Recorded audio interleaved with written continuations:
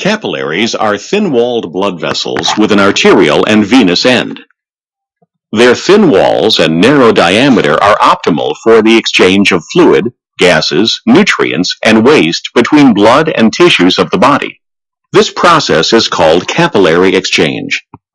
In general, fluid moves out of capillaries at their arterial ends. Most, but not all, of that fluid re-enters at their venous ends.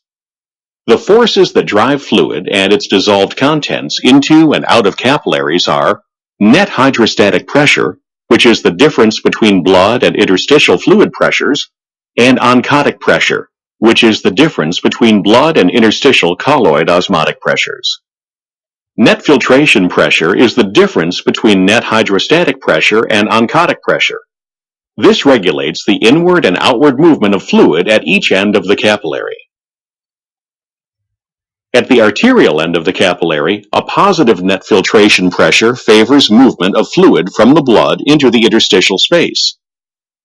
For example, the difference between a net hydrostatic pressure of 33 mm mercury and an oncotic pressure of 20 mm mercury results in a net filtration pressure of 13 mm mercury that forces fluid out of the capillary.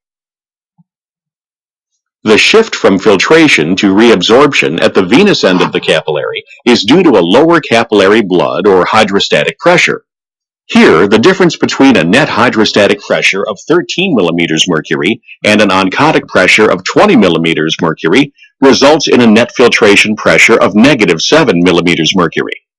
This negative net filtration pressure forces fluid from the interstitial space back into the capillary. Approximately 90% of the fluid that leaves the blood capillary at its arterial end will re-enter at its venous end. Lymphatic capillaries capture the remaining 10% of the fluid. Fluid in the lymphatic system is eventually returned to the bloodstream. This table summarizes the forces that influence the fluid exchange at the arterial and venous ends of a capillary.